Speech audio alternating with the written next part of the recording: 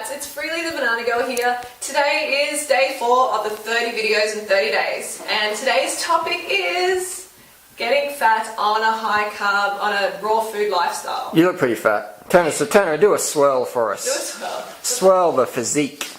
Just go back to the bumblebee has arrived. There's no cellulite in the back of your legs anymore. No, do you remember there used to be? At the start, there used to be. What sort of treatment did you get? No treatment. Did you buy one of Matt and Angela's no lipo cleanse things or something? $500? No. Give me? Okay. No, I didn't.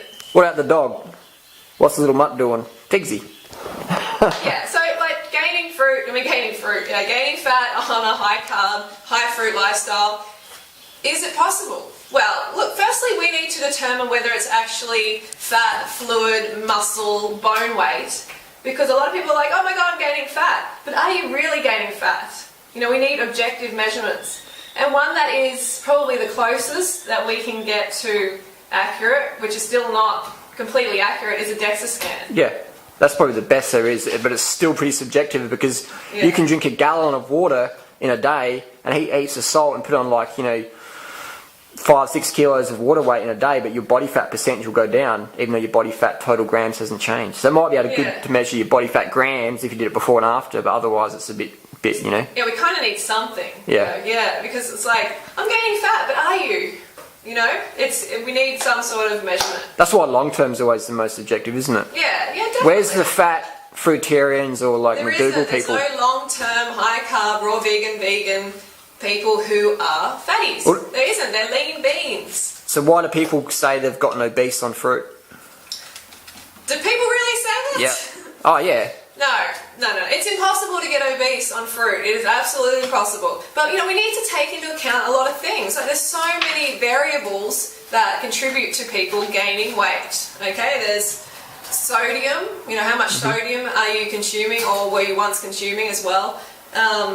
There's also, if you're coming from an eating disorder, like I was, I had anorexia and bulimia, and I actually had low thyroid function. Ah, thyroid, the good old T, thyroid. Yeah. I had a blood test, it was diagnosed with low thyroid, they put me on medication, I was on that for about 6 months to a year, and guess what? Now I don't have any thyroid issues, it's not slowing me down at all, but because I had that problem and I came to this lifestyle, of course I was going to gain a little bit of weight because I was coming from anorexia and bulimia, and whenever you create a calorie deficit, you forcefully take 1,000 calories, 1,500 calories away from what your body needs every day, then it's going to catch up.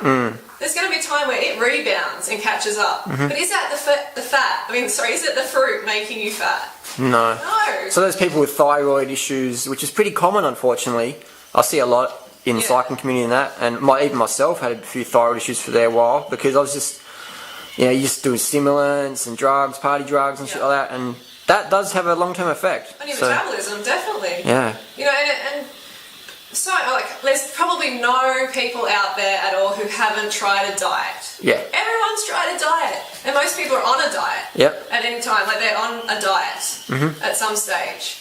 And I think the camera's shaking off. I'm just shaking. Cold? A little bit. Oh, he's cold. So everyone's been on a diet or they're on a diet. And then they come to this lifestyle and they start eating normally. Yeah. So their body has been yo-yoing. Yep. They've been in this yo-yo stage. And then all of a sudden they're getting sufficient calories. And their body's starting to heal. The body starts to hold on to the nourishment. And the water. Hold on to the water for healing purposes. Hormonal purposes. Definitely. Beneficial. We need to go through that stage before our body balances out. I'm living proof. I was, over 40 pounds heavier than now. Yeah. Over 40 pounds, that's a lot to drop in the toilet, basically. I honestly, sincerely believe you would have become obese if you stayed on the paleo diet and all that. Easy. Same with me. But the thing is, we love food. You can't stay on them, can you? Because it's so low carb that you just start to go crazy and you binge out all the time. Yeah. So it's not sustainable. No. And this is a lifestyle. We have to stop treating it like a diet. We have to get alive. 2-week fad cleanse. Well, yeah, and we have to get alive. And realise that we're more than a number on the scales. That does not define us. A number on the scales is or how tight our clothing fits is not what defines us. Just show us again how tight your clothing is, though. Show us I'm again. wearing this Show to us again. demonstrate that fruit does not make you fat, carbs do not make you fat. You can't hide anything. Just swirl it around, baby. We've got to show the audience. We've got to drum it into them. I feel this is necessary. We've got to, and hey, you got a bit of a gut on there. You got some food in there or something, have you? I have actually 10 bananas in here. Nice. And how many litres of water in there? A couple of litres. A couple of litres. Nice physique. I've got a guts. Physique. You're Who getting is this guy? You're getting obese, mate. No more food for you. He's joking, luckily. Michelle ladies, Bridges, don't worry. 1,200 calories a day for 12 weeks. What a joke that is. I just want all the ladies out there in particular to know that I totally feel for you. I know how freaking frustrating it is to be stuck in this diet world for years and years and years, and then come to this lifestyle and maybe gain a bit of weight and go, oh shit, you know, I'm gaining weight. Like, this isn't working. This is just like other diets. It's not. You have to go through a healing phase before your body balances out, but you will. Yeah. Trust me, you will. I see it all the time. There's no long-term, high-carb, raw vegan people. I don't know. Let me just say some names, and you say fat or thin, fat or slim. Yeah. Me. Slim. You. Slim. Chris Randall. Slim. He lost 150 pounds. You know, so he might Yes, at the same time, he might not look people. he might not look like a Kenyan marathoner just yet, but in due time. No, he's slim. He looks great. Yeah, Doug, Graham, Slim. Christina. Slim. Megan Elizabeth lost a lot of weight. Slim. Who else have we got? There's a lot of people. There's a lot. Yeah. Chris Kendall. Because they're sticking You know. on. You know, you don't have to be 100% raw to be slim. Okay, you don't have to. Just you have. What? To So you can have a bit of high KFC? carb. You have to be high carb. What about the vegan, people we know no foods. who still eat a lot of fruit, but they eat a lot of KFC and they're still fat?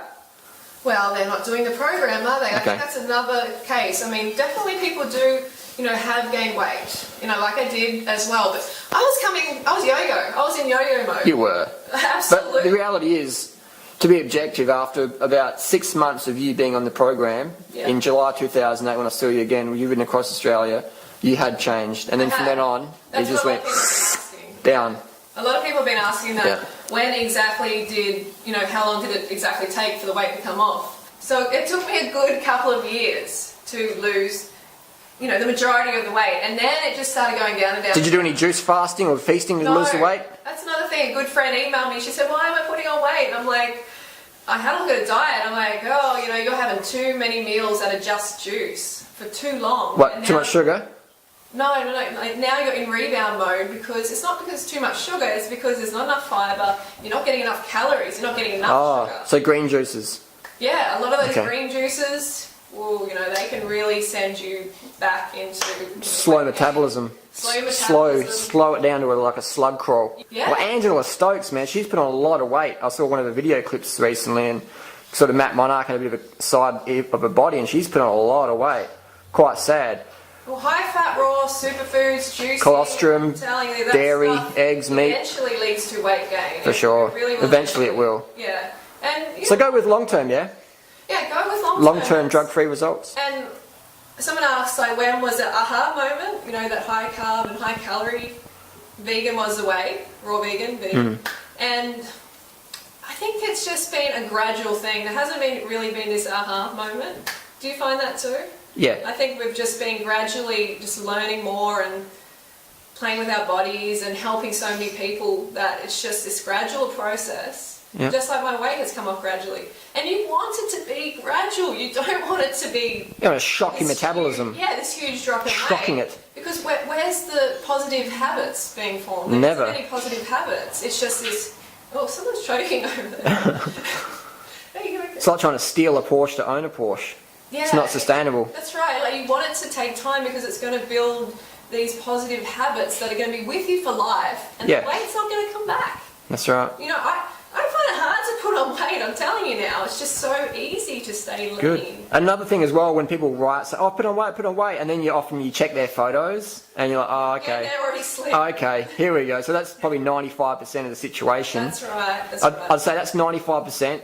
They're just freaking out about nothing, or they've got really poor posture and their stomach muscles are really weak, so they eat a banana and they get fat. That's another thing, yeah. I mean, like, I know it can feel like coming from anorexia myself, as soon as I started eating enough calories, when I was eating big fruit meals, my stomach would distend like it does now. And mentally I'd start to think, I'm oh fat. God, yeah, I I'm fat. just gained 10 pounds of fat in a meal. Yeah, oh no, I'm fat. So they're 95% of the people you read in forums, I'm fat, I'm fat, I'm fat, I'm fat, I'm fat. And then you look at their photo, and you're like, okay, Super lean. issues. And Also, then, the advice: listen to your body. Yeah. This one's a bit of a hard one, because it's all very nice to say listen to your body, and you'll eat right and everything, but it's so subjective. Most people, when they listen to their body, especially as newbies, end up binging out on KFC. For sure. Or having some junk food, some chocolate or whatever, and then you never see them again. So that's why we need calorie requirements, we need calorie recommendations, like minimums. Okay, it's not going to be for everybody, but we have observed 2,500 calorie minimum for women, like across the board. They seem to thrive at that minimum, and then they go up from there. So that's why we give these recommendations. eat as much as you want, or And we want you to little, listen to your body, of course, but people seem to enjoy being told to eat less. Yeah. What is that? I think people, they almost want to fail, so then they can say, I tried that thing, I tried it, and then I eat KFC now, Yeah. you know. No, you can do this.